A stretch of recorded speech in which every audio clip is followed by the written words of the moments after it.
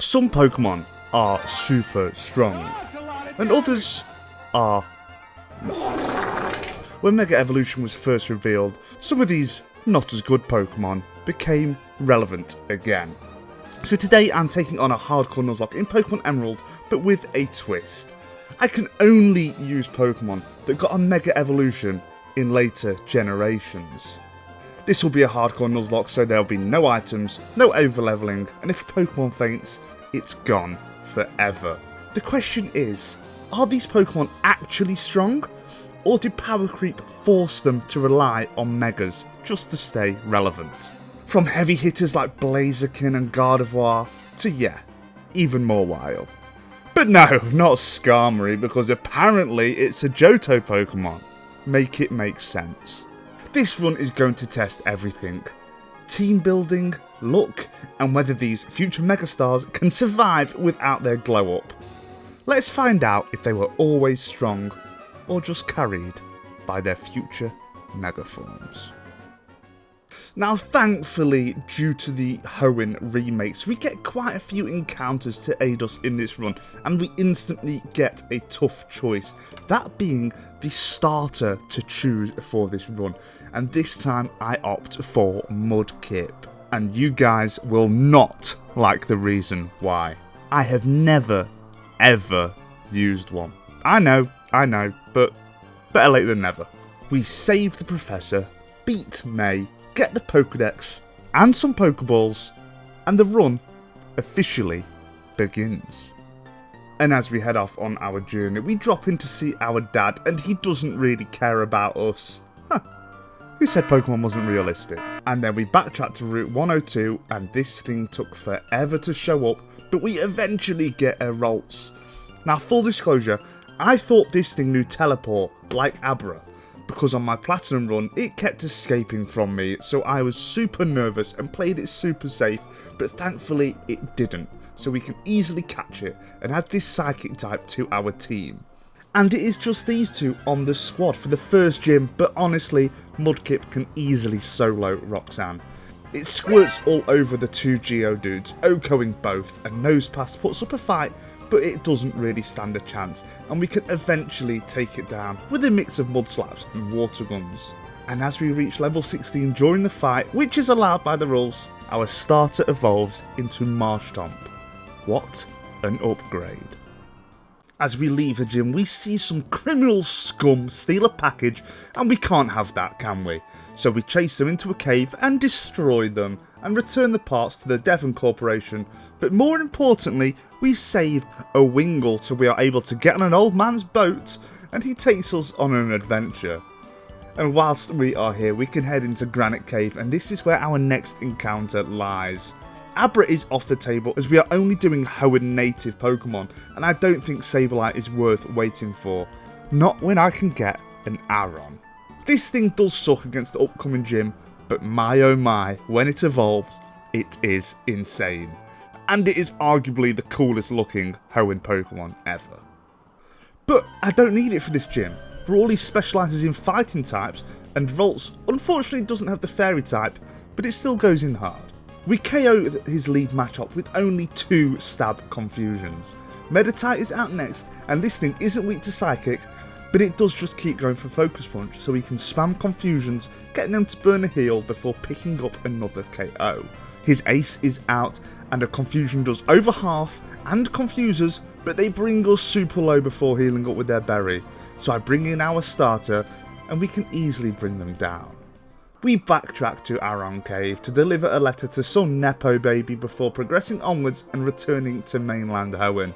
In Slateport we have another run-in with Team Aqua, but at this stage they are no match, and just before we take on our rival under the Cyclone Road, we can pick up a new encounter, that being the electric type doggo, Electrike.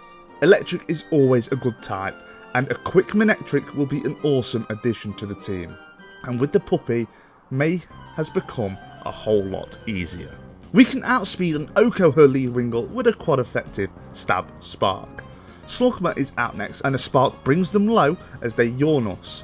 We take them out the next turn and fall asleep as her starter comes out. I can't bring in our starter or Curlier, so I decide to wait out the sleep and hope I wake up. First turn we take a pursuit and we snooze. We take another and then we stay sleeping. A quick attack then brings us low, so now I have to switch and I go into Aaron, but they go for a pursuit, meaning it's double powered, so our newest team member falls in its debut battle. Well, that is a huge loss. Thankfully, Aaron can bring it down with no issues, and now we seriously need to shake off the negative energy so it doesn't snowball, and luckily Watson is the perfect gym to do that. He can sometimes be super difficult, and he does have our fallen Pokemon, and what it would have evolved into, which is just rubbing salt in the wound. But we can rub mud in his wound? I don't know. Basically, Marshtomp just goes in, mudshotting everything, destroying the gym, and claiming our next gym badge. Pressing onwards, we can make our 3 a 4 again by picking up a Nubble. Well, it's definitely a Pokemon, and it increases our team by a third, so I can't really complain. We add a Cloudbird as well, and I got super prepared for the double battle in Meteor Falls, only to realise that you don't do it in this game. Bro, I am such a tourist. Team Magma flee to the top of the volcano, and we pursue by taking a tranquil cable car ride that really sets the tone. And then we take on leader Maxi atop the pinnacle of Mount Chimney, and I lead Swablu against his Mightyena purely to take the Intimidate and some sand attacks. When we get brought low, I bring in Aaron, and we manage to get them to burn a heal, but our accuracy is lowered so much that I just bring in our starter who can take it down with a couple of mud shots. We also win the duel against Zubat, but we get brought super low in the process, but his final mon is a Camerupt, and this thing would be scary, but we are faster and it is super allergic to water, so a single water gun gets the Oko. And to no one's surprise, Flannery was a walk in the park, but to everyone's surprise, I did not lead with Marshtomp. Curly learns Psychic and Calm Mind ridiculously early on, so I can breeze through her Numel and her Slugma before her Camerupt comes out. Our starter can come in and pick up the KO on the Camel by using water moves, and her final mon is Torkoal, and this sets up the Sun, so we have to take it down using ground moves. Honestly, Marshtomp might just be the GOAT. But now it is where the difficulty really ramps up, and no one else epitomises it like our father and his slacking. I try to be cheeky by using our newly evolved Gardevoir and spamming double teams and Calm Mind against his Spinder, but they do bring us below half before our Berry. We do Oko with a Psychic, and then Vigoroth is out, and it outspeeds and hits the 100% accurate super effective feint attack, but because Dark is special in this generation, it does so little, and we just respond with another Oko.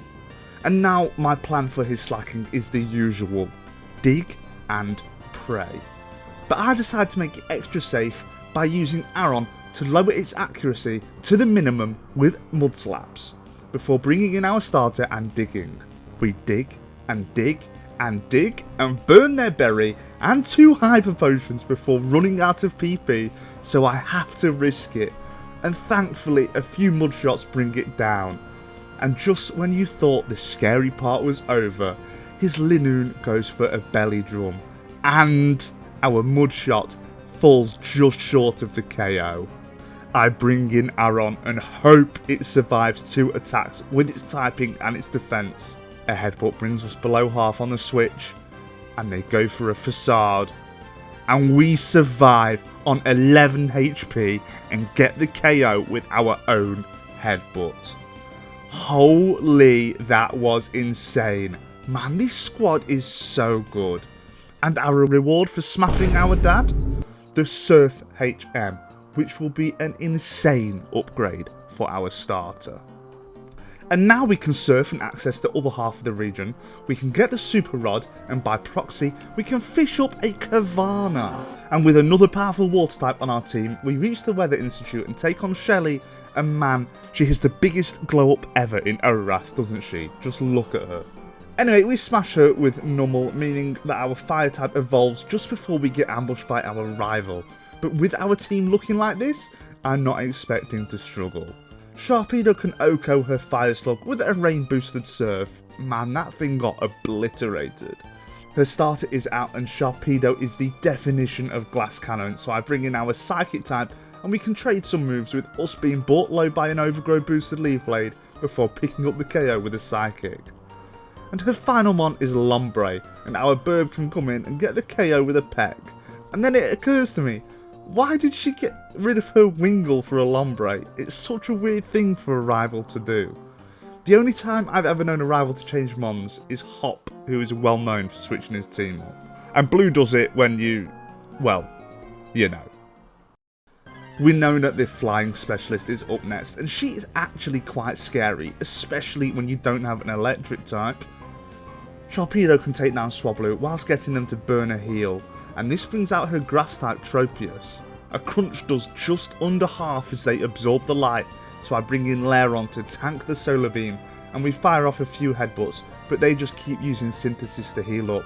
And then they go for Sunny Day, and now the sun is up, I go into our Fire type, and our Sun boosted Flamethrower melts the banana tree. Pelipper is out next, and a Crunch does a big chunk before we get confused, and as they keep protecting we get brought too low by Confusion Chip, so I bring in our newest team member, another Dark type, Absol. I set up a couple of Swords Dancers and get lucky with Confusion and pick up the KO on the Pelican.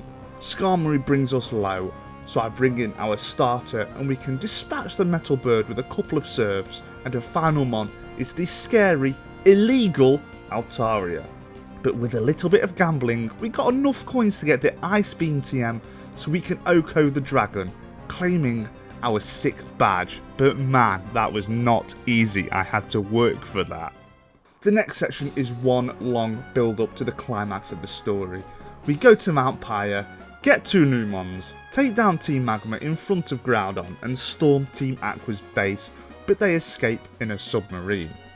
But look at our team now, it is looking very tasty, especially when you consider that the next gym is a double battle, and I can just spam Surf, and it hurts both of them but not my other Pokemon? Well, that was the plan, but it went off the rails pretty quickly. 2 Surfs from our duo of water types does so little damage to Xatu due to a Calm Mind, and Claydol gets brought into the red as we get smashed by an Earthquake. The next turn I balls up by not focusing on one mon, they heal the Claydol and I go for a Crunch and an Ice Beam, so both get brought low as Xatu uses another Calm Mind. Another Crunch then brings down Claydol as they heal up Xatu and Solrock comes out. Seeing they have Solar Beam, I risk Sharpedo and switch Swampert out into Camerupt. Crunch gets a lucky crit, KOing their bird as Solrock absorbs the light. I bring in Altaria for Sharpedo as we exchange some moves until Camerupt gets smashed by a Psychic to KO from 2/3. It wasn't even a crit. I seriously just thought that those mons weren't that powerful and Camerupt had some bulk to it, but that is just unlucky. Lunatone doesn't have any moves to hit Sharpedo with, so I bring it back out as we KO the Solrock, and eventually we bring down the Moonrock as well. I really need to stop getting complacent. And they will be my famous last words. The greatest skill a Nuzlocke can have is shaking off the bad energy. As we all know, once you lose one mon, it is so easy for the wheels to come off. And this should have been an easy double battle with Steve and Stone against the Team Magma leaders, but no, it went horribly. It starts off well, but when the second camera comes out, we hit ourselves in confusion, and then we get smashed by an Earthquake, which KOs our Shark. But wait, it gets worse. I bring in our Dragon, and we survive a takedown on 1 HP, and I think between me and Aggron, we can get the KO from here, surely. And I can fly to protect ourselves for an extra turn so Aggron can clutch up? Nah. Aggron protects, which fails, as we take to the skies. Aggron also protects the next turn as our fly misses, meaning we also lose our Dragon. Thankfully our own Aggron can come in and defeat them, but man, we need to stop this. I then use Sharpedo's corpse to dive below the water to help us emerge at the next checkpoint, Sutopolis City. But before the story reaches its crescendo, I backtrack while it is low tide and pick up a snow run because, well, look at this team. We track down Team Aqua's submarine, and after making our way through the labyrinth of caves, we see the legendary of the sea Kyogre before we get jumped by Archie. I only have 5 mons in my party as I use Sharpedo for HMs, which is annoying, but no excuses. I lead Absol against his own dark type and we get confused and hit ourselves, so I switch and bring in Glalie, who can thankfully take it down a few turns later with little stress. He brings out Crobat, which is an interesting decision, but we hit ourselves in confusion and Wing Attack brings us low, so I switch again and I bring in Swampert, who can Ice Beam for the KO. Our starter can also take down his Shark, defeating Team Aqua, but Archie is not gracious in defeat as he revives Kyogre anyway, causing a massive weather storm to loom over the region, threatening to cause huge floods. We return to Sootopolis and witness a showdown between Groudon and Kyogre, and I'm sorry, this looks so unfair. Look at my guy, he's just stood on a rock surrounded by water. We get informed that the only way to stop them squabbling is to awake the legendary Rayquaza, and on our way there, we have a quick detour to pick up a Sableye in the Cave of Origin. And then the Sky Noodle saves the region by stopping the twins from fighting. I always pictured Rayquaza as the parents stopping the kids from bickering. Anyway, the region is saved, the weather is normal, and we can crack on with the run. And our team doesn't match up too well against the final gym leader, the water specialist Juan, and I would like to tell you that I have an insane strategy, but no, just watch Gardevoir. Calm Mind and Thunderbolt. It was close with confusion, but I was never, ever worried.